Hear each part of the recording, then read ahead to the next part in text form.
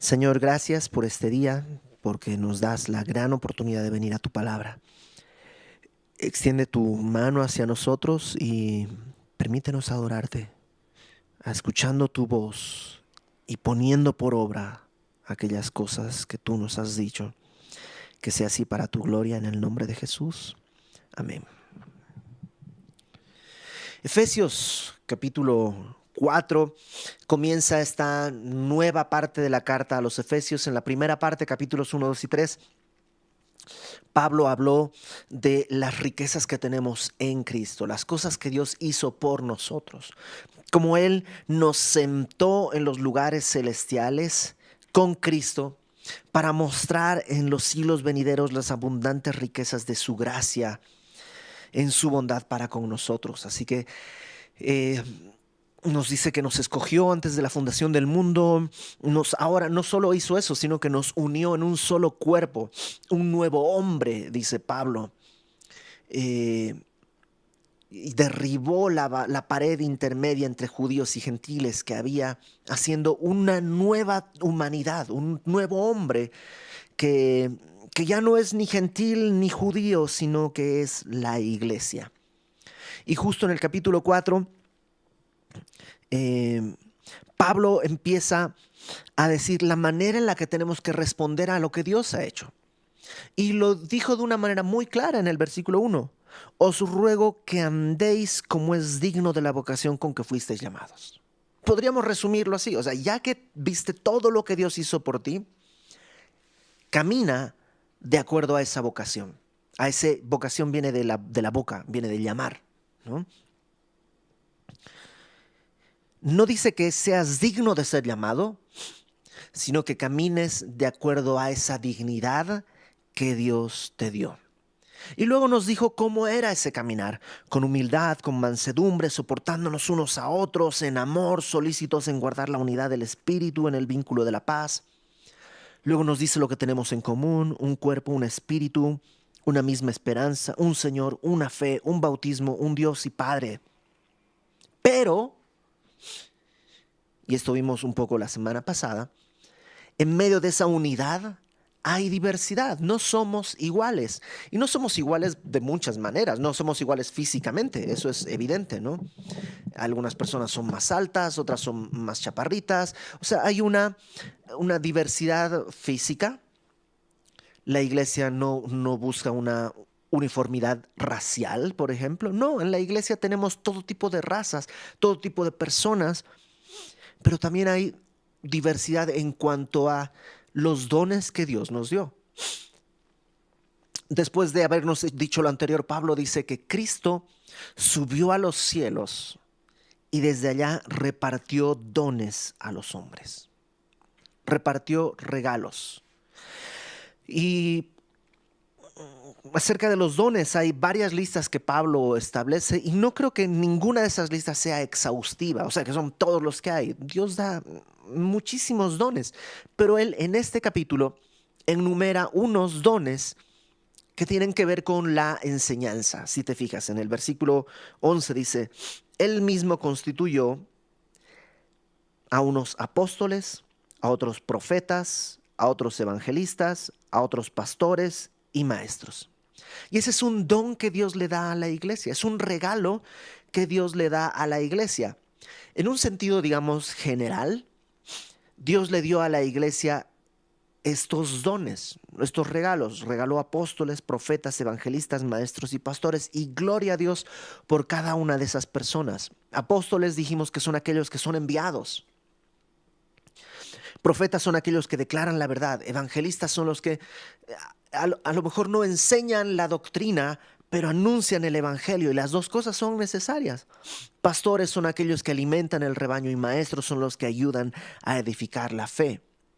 Entonces, Dios da estos regalos a la iglesia, pero al mismo tiempo Dios dio estos dones a individuos, a personas. A él Dios dijo: yo te voy a enviar, vas a ser apóstol. A él dijo: tú vas a ser pastor. A él le dijo: tú vas a ser maestro. Y le dio esos dones. Qué bendición tenemos de que en la iglesia haya... ¿Te imaginas si todos fuésemos evangelistas? Sería una iglesia probablemente llena, pero sin profundidad teológica. Y es importante conocer la Biblia y la doctrina. Ahora, si todos fueran maestros, seríamos los mismos siempre, cada vez más inteligentes y más sabios y más puros doctrinalmente, pero a lo mejor no vendría nadie nuevo. O si todos fuésemos enviados, pues ¿quién se queda a cuidar de las siguientes generaciones? Entonces Dios en la diversidad escogió algunas personas con un propósito, verso 12. A fin, esto es con el propósito de perfeccionar a los santos para la obra del ministerio. Y aunque esto lo vimos un poco la semana pasada, tenemos que arrancar de ahí para ver lo que sigue. ¿Sabes cuál es el propósito de que Dios haya dado a la iglesia apóstoles, profetas, evangelistas, pastores y maestros? El propósito es que estos apóstoles, evangelistas, profetas, pastores y maestros, ellos perfeccionar es madurar a los santos, o sea, a la iglesia para la obra del ministerio. Dicho de una manera más sencilla, todos estamos en el ministerio. Yo recuerdo cuando alguna vez pensé, me gustaría estar en el ministerio, y alguien me dijo, pues ya estás en el ministerio. Todo creyente es parte del ministerio. La palabra ministerio quiere decir literalmente servicio, es la palabra griega diaconía. Es servicio. Y todos tenemos un área donde estamos llamados a servir. O sea, la iglesia no es el ministerio. Digámoslo de otra manera, que se hizo muy claro a través de esta pandemia en que no nos hemos reunido físicamente. No nos hemos reunido físicamente. Entonces, ¿qué quiere decir? ¿Que si tú eras servidor en la iglesia ya no sirves más? No, claro que sí, tienes que seguir sirviendo. Si estás casado, tienes un ministerio en tu esposa, en tus hijos, si tienes hijos, en tu trabajo, si tú vas a tu trabajo. Estás dentro del ministerio, eres una persona que ha sido enviada a servir en algún área.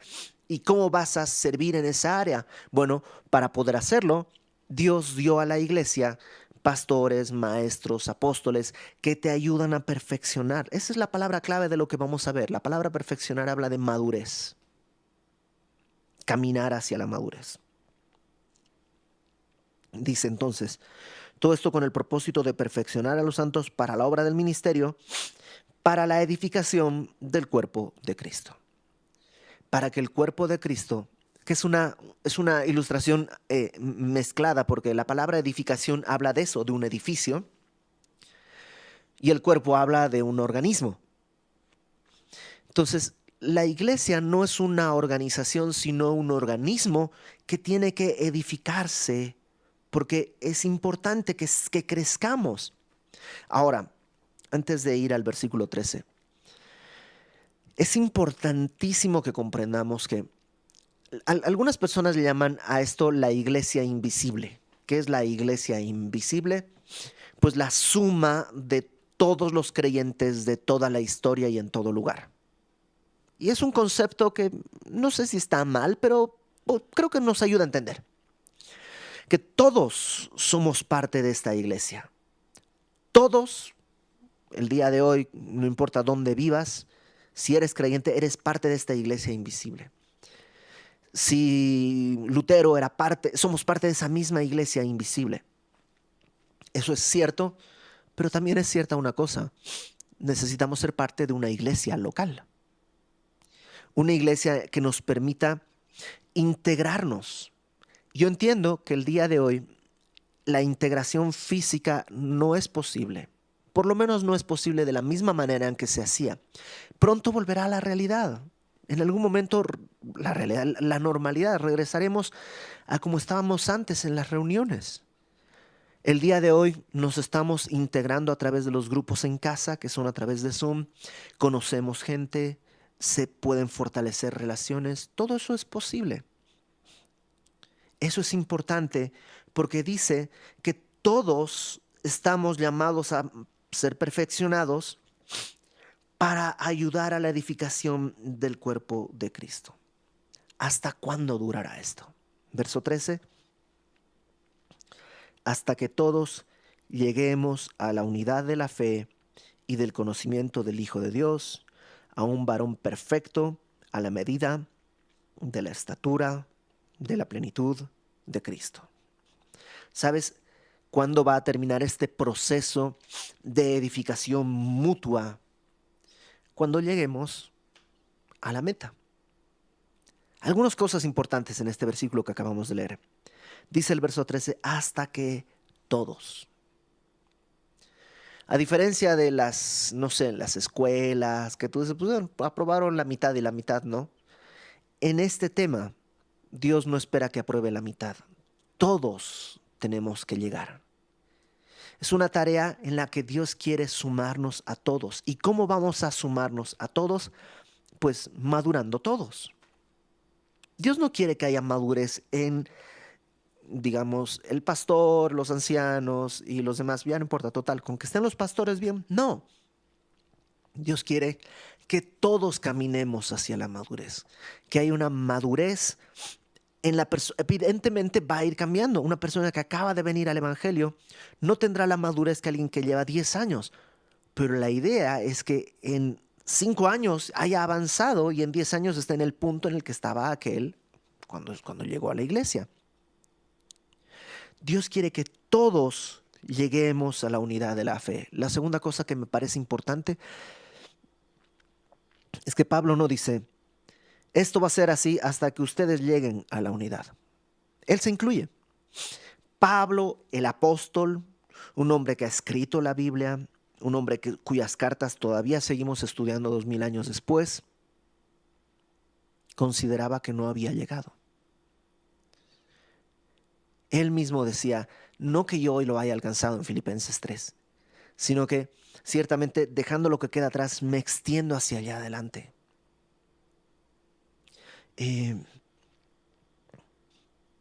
No importa en qué punto de tu caminar cristiano estés, todavía no hemos llegado. Todavía, porque si el día que llegamos al punto donde Dios quiere tenernos, ¿sabes qué pasa? Dios nos lleva a casa.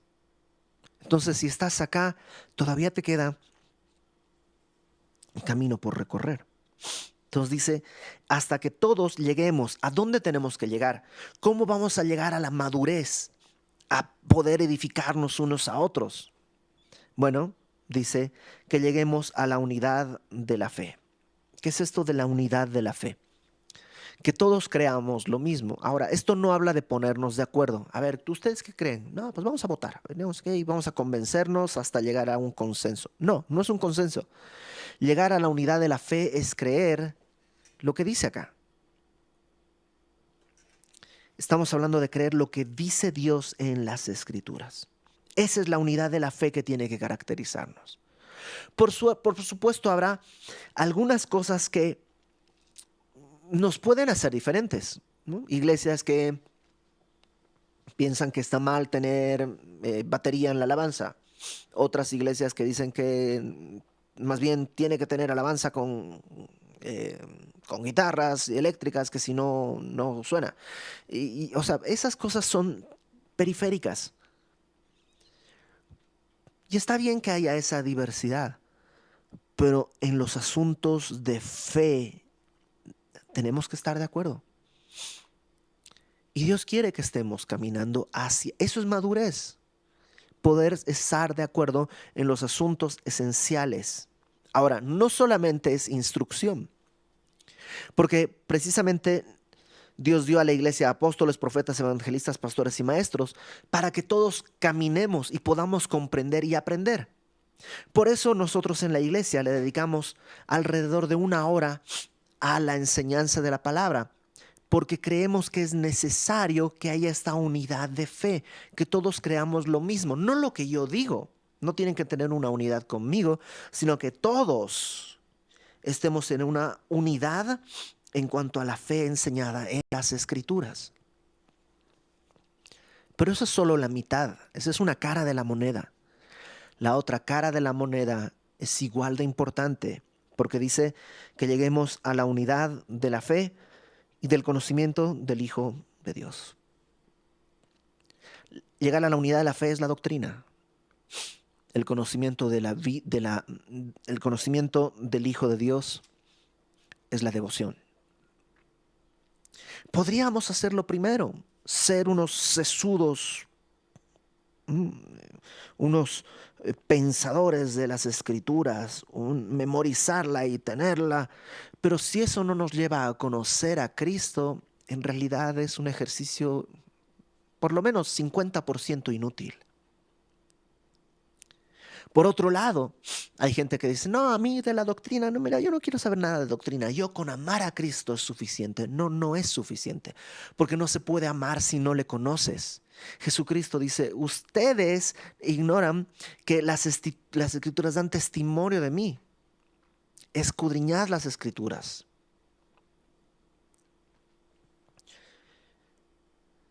Si solamente queremos amar a Cristo sin doctrina, terminaremos amando quién sabe qué cosa.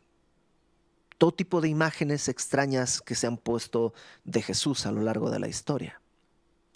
Ahora, si solo nos clavamos en la doctrina, pero no tenemos devoción, no conocemos al Señor, no nos damos la oportunidad de venir a conocerle a Él, no solo acerca de Él, sino a Él. Estamos perdiendo la mitad de las riquezas que Dios quiere y no podremos llegar a la madurez en la que podamos, ¿te acuerdas? Soportarnos unos a otros, caminar en humildad, andar como es digno del llamamiento que tenemos. Maduros. Necesitamos estas dos cosas. Y me encanta que me toque predicar esto justo en el tiempo en el que tienes que hacerlo en tu casa. Es algo que depende de cada uno de nosotros, el caminar hacia la madurez. Por supuesto, como iglesia nosotros queremos caminar contigo. Por eso tenemos los discipulados, esta serie de Romanos en la que tú estás en tu casa leyendo con tu Biblia y vas contestando las preguntas. Es el tiempo en el que tú vas a conocer a Dios de manera particular. Algunas cosas que hayas puesto mal se podrán corregir en la sesión en la que estamos todos, pero eso es fácil. Corregir esas cosas es fácil, pero tener tu tiempo con el Señor es lo que va a traer esta madurez en el cuerpo de Cristo.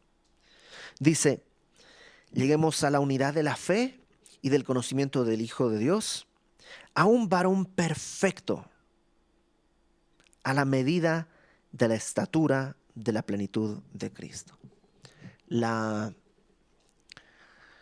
El estándar puesto al que tenemos que llegar no es un hombre, no es un pastor, es Cristo mismo. Hasta ahí Dios quiere llevarnos, hasta ahí Dios quiere empujarnos. Eso es madurez, que cada vez te pareces un poquito más a Él.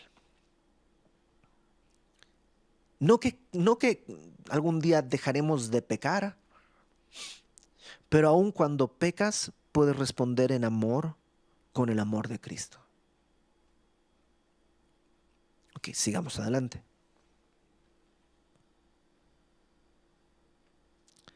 Verso 14.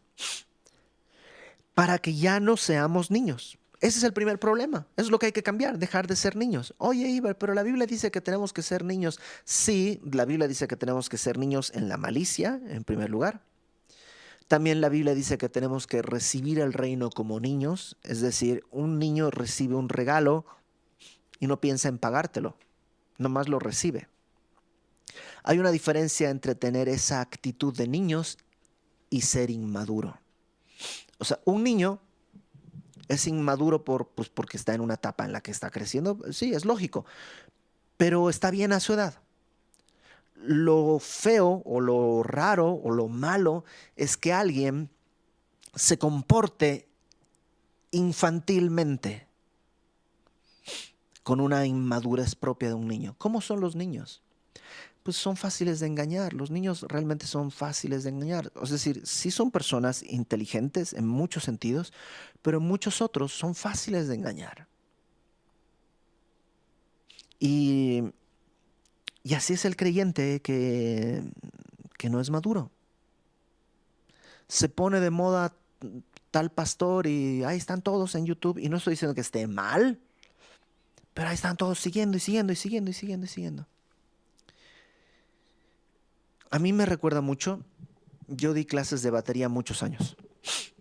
Y a veces llegaban al salón, creo que ya lo he contado antes, llegaban al salón eh, algunos alumnos que pues, sabían un poquito de batería. Entonces yo los sentaba en la batería y les preguntaba, ¿te gusta la batería? Sí. Y siempre como para romper el hielo, ¿conoces algún baterista que te guste o qué tipo de música? Y ahí es donde se abrían en tres categorías. Uno, los que no sabían nada de nada. Y te decían, pues no sé, no conozco y pues me gusta Metallica, por decir algo. Había otros que conocían un poco más, ya te decían nombres. Me gusta Lars Ulrich de Metallica o Alex el de Maná, ¿no? Entonces era como lo más común. Y había otros que ya sabían más.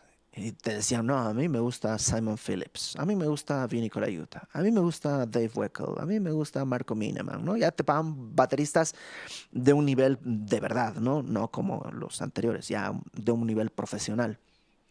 Y, y entre esos había personas que sabían eso solo porque escucharon el nombre. Cuando les decía, ¿y por qué te gusta Vinny Colaiuta?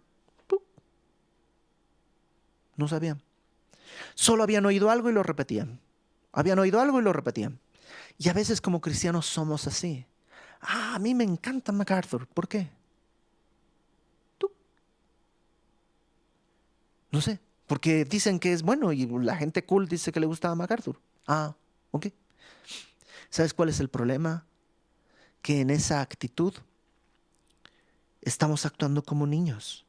Niños dice fluctuantes y la palabra fluctuante hace referencia a una ola. Llevados por doquiera de todo viento de doctrina. Y ahí se ponen de moda todas las doctrinas sabidas y por haber, y ahora hay que hacer esto otro, y ahora hay que hacer eso. No, mira, vamos a hacer ahora lo que está de moda es que la gente sepa dar consejerías, vamos a dar cursos de consejerías. Y luego se pone de moda que, no sé, el nuevo mover del Espíritu Santo, ¿no? Y que cuando viene el Espíritu te da risa. Entonces ya está el mover del Espíritu y de la risa. Y luego, y vienen así una y otra, y luego, así, y es siempre lo mismo. Además, si tú estudias la historia de la iglesia, son las mismas cosas que han sucedido hace 30 años, hace 40 años y que se repiten. Y de nuevo viene la moda de que ahora queremos regresar al judaísmo y celebramos las fiestas judías y hablamos medio en hebreo y una y otra vez y otra vez. Y dice Pablo, esto es lo que hay que dejar. Dejar de ser fluctuantes como niños por todo viento de doctrina, porque hay una cosa importante. Estos vientos de doctrina no son vientos inofensivos. No es como mis hijos de pronto se pone de moda y les gusta Minecraft. Ya pasa de moda y ahora se pone de moda otra cosa y se pone de moda. Y es como que yo también viví eso de niño. Pero esas son cosas inofensivas. En cuanto a doctrinas de la iglesia, ¿sabes qué? Ah, gracias a Dios, Dios me dio pastores que vienen haciendo lo mismo desde hace más de 20 años que ellos conocieron de Cristo. Pueden cambiar un poco las formas, el día de hoy estamos haciendo a través de internet, pero la base no ha cambiado.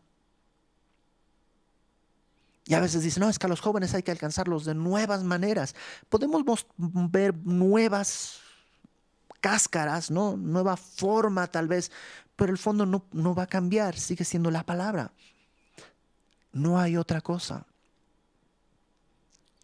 Entonces, aguas con que seamos de los que estamos como niños fluctuantes, llevados por doquier viento de doctrina, porque dice, por estratagema de hombres, ojo, la palabra estratagema es como trampa, que para engañar emplean con astucia las artimañas del fraude, del error.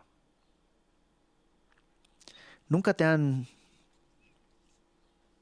estafado. Qué coraje que te estafen, ¿no?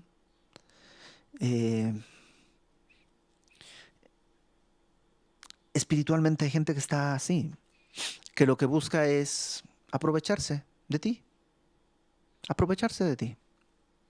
Y estos que buscan aprovecharse de ti, normalmente vienen con un supuesto interés muy profundo en ti. Ah, tus pastores no te atienden, en mente, yo te voy a atender, nosotros te vamos a arropar, nosotros te vamos a... Y lo que han hecho tus pastores ha sido cumplir el ministerio que Dios les ha encargado de prepararte en la palabra. Pero es que yo me sentía solo y no me llamaron. Pues marca tú. Tal vez Dios quiere que estés solo, también es posible. Dios quiere hablarte en tiempos de soledad. Pero ten cuidado de no ceder a las estrategias de estos hombres que están fraudulentamente buscando desviarte por vientos de doctrina. Contrario a eso, dice el verso 15, sino que, o sea, en vez de eso, de ser como niños fluctuantes que están así, viene una moda, va para allá, viene otra moda, va para allá, viene otra moda, va para allá. Sino que siguiendo la verdad. Uno, siguiendo la verdad. No mi verdad, no tu verdad, sino la verdad. Ese es nuestro llamado. ¿Qué es lo que dice Dios? Checa cuando alguien venga a decirte cosas, chécalo. ¿Está en la Biblia así? ¿O nomás te están dando una interpretación de un texto? Porque esas son dos cosas distintas. Si Dios lo dice es verdad. Si alguien dice que dicen que dijo que lo oyó, aguas. Sigue la verdad, pero síguela en amor. Fíjate, siguiendo la verdad, en amor, crezcamos. No hay manera de crecer si no es a través de la verdad. Y esta verdad tiene que ser en amor. El amor, ojo, verdad y amor son dos conceptos que a veces se vuelven mutuamente excluyentes, ¿no? ¿Le digo la verdad? No, es que yo lo amo, entonces mejor no le digo la verdad. Okay, esa verdad no es tan verdad y ese amor no es tan amor. La verdad y el amor en realidad en la Biblia pertenecen a lo mismo. Porque Dios es amor y Dios es verdad. Jesucristo es la verdad. Entonces no pueden estar encontrados. Si amas a alguien y no hablas verdad, en realidad no es amor. Y cuando dices la verdad sin cuidar el corazón de tu hermano, en realidad no hay amor ahí. Ni siquiera estás buscando la verdad, estás buscando lastimar.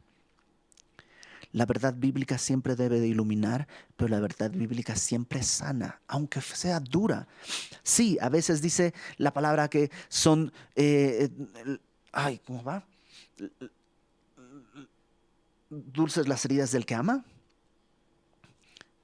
Cuando alguien te ama y te lastima, puede que duela, pero vas a saber que hay amor ahí. ¿Y sabes qué hace este caminar en verdad y en amor? Edifica. Por eso dice, crezcamos, pero ojo, en todo, en todo, en aquel que es la cabeza, esto es en Cristo. El crecer no habla de un número en la iglesia. Esta iglesia es madura, está creciendo, tiene 3,000, 5,000 miembros. No necesariamente una iglesia grande es una iglesia madura. Habla del crecimiento en Cristo. ¿Qué tanto caminan como es digno de la vocación con que fueron llamados? Humildad, mansedumbre, soportándose con paciencia unos a otros, versículo 2, ¿no?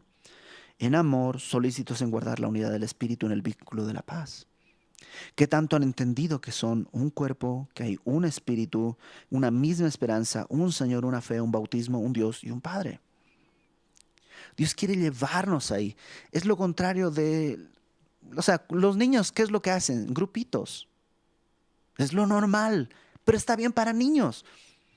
¿Te imaginas que en el trabajo dices, no, nosotros somos los de aquí, nosotros somos los de allá? O sea, eso es de Betty la Fea. Eso es una novela. Y aunque sucede, es ridículo que suceda y es ridículo que un cristiano sea parte de eso que sucede. El cristiano está buscando crecer en Cristo, siguiendo la verdad en amor, crezcamos en todo, en aquel que es la cabeza, esto es, en Cristo. ¿De quién? De Cristo, de quien todo el cuerpo, o sea, el cuerpo de Cristo, bien concertado y unido entre sí por todas las coyunturas, se ayudan mutuamente. Ahora, hasta ahí, eso es bastante lógico. En la iglesia nos ayudamos mutuamente, pero ojo, a veces perdemos de vista lo que sigue. Según la actividad propia de cada miembro. Hay cosas que yo puedo hacer y hay cosas que no. Hay cosas que tú puedes hacer y hay cosas que no. Sería injusto reclamarte a ti cosas que las hagas como yo quiero, porque no eres yo. Afortunadamente para ti, tú no eres yo. Y afortunadamente para ti tampoco eres aquel.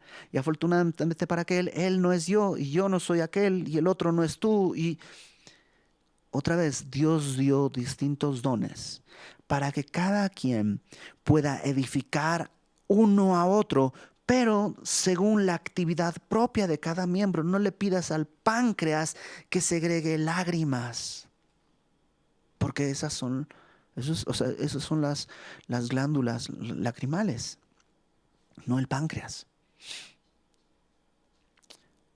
Y a veces exigimos eso, ¿no? Pero es que si yo lo hago, ¿por qué no lo hacen? Pues porque eres tú. Y cada quien tiene un llamado y cada quien funciona. Lo importante de esto es que Pablo está diciendo que esta es una tarea que cada uno tiene que hacer. No es que yo tengo que fiscalizar que tú crezcas y que aquel crezca, sino que yo tengo que ver que yo pueda crecer. Porque cuando yo puedo crecer, puedo servirte para que tú crezcas. Pero si me paso el día fiscalizando, no has crecido, no has crecido, no has crecido, no has crecido, en realidad paso a ser una célula inútil en el cuerpo. Y una célula inútil en el cuerpo es más un cáncer que una ayuda. Déjame leerlo de nuevo. Para que ya no seamos niños fluctuantes, llevados por doquiera de todo viento de doctrina por estratagema de hombres, que para engañar emplean con astucia las artimañas del error, sino que, siguiendo la verdad en amor, crezcamos en todo en aquel que es la cabeza, esto es Cristo, de quien todo el cuerpo, bien concertado y unido entre sí por las coyunturas que se ayudan mutuamente según la actividad propia de cada miembro, recibe su crecimiento. O sea, ¿por qué el pie puede crecer? Pues porque está conectado al tobillo y el tobillo a la pantorrilla y la pantorrilla a la rodilla y la rodilla o sea, todo tiene que estar conectado. Y cada uno otorga el crecimiento al otro según lo que Dios le ha dado.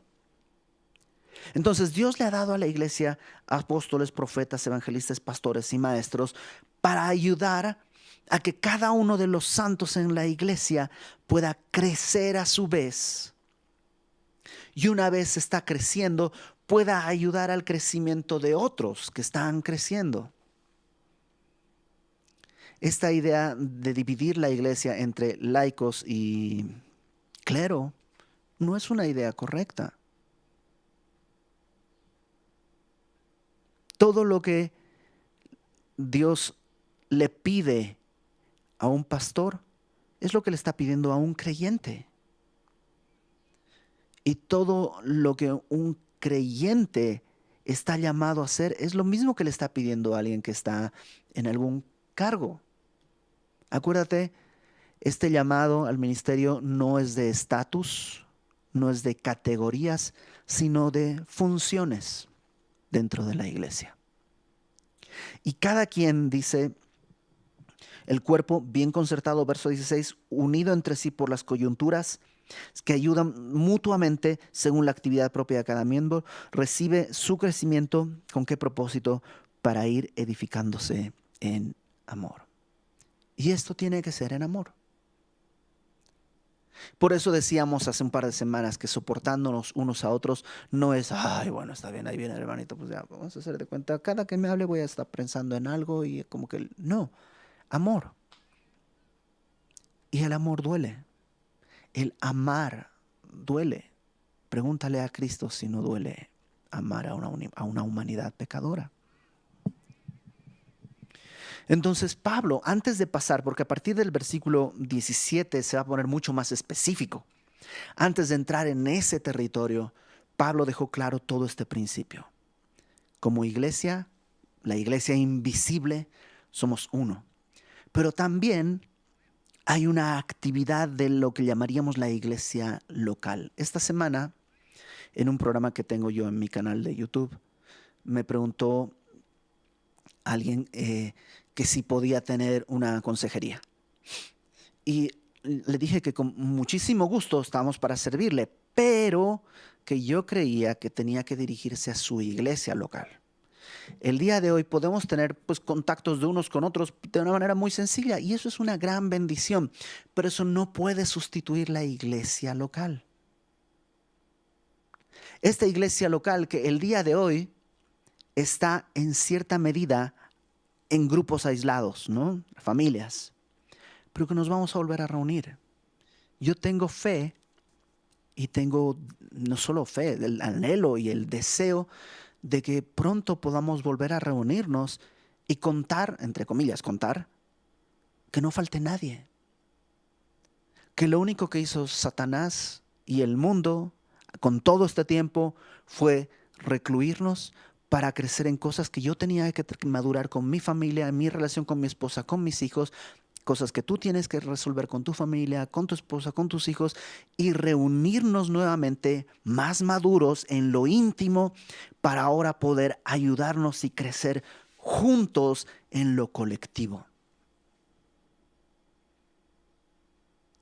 Ese es el modelo que Dios está estableciendo para la iglesia. Ahora tú te preguntarás, ¿y yo qué puedo hacer? ¿Cómo puedo colaborar? Bueno, dos cosas. Uno, pregúntale al Señor. Dios tiene que decirte. Acuérdate que todo esto es algo que Dios hizo. No depende. Versículo 11. Él mismo constituyó a unos apóstoles, a otros profetas, evangelistas. Aquí nadie constituye a otro. Ninguno de nosotros puede constituir a otra persona. Es un asunto de Dios. Entonces pregúntale a Dios, Señor, ¿tú dónde quieres que yo esté? Número uno. Y número dos, intégrate. ¿De qué manera? El día de hoy la manera de integrarnos es a través de las semillas en casa. Participa, haz tu tarea, lee tu Biblia y ven a participar en el tiempo, comenta, habla. ¿Sabes qué? Dios puede desde ahí tomarte para moverte a donde Él quiera ponerte. Y Dios lo va a hacer, porque Dios cuida su cuerpo. Y no importa quién seas, Dios te ha dado un don que no es para ti, sino para edificar la iglesia. Y Dios le ha dado a otro un don, no para sí mismo, sino para poder edificarte también a ti, y tú lo necesitas. Vamos a orar. Señor, gracias porque pues no nos dejaste solos, nos hiciste una familia, nos hiciste tu cuerpo y tú eres la cabeza, Señor. Qué privilegio que este cuerpo te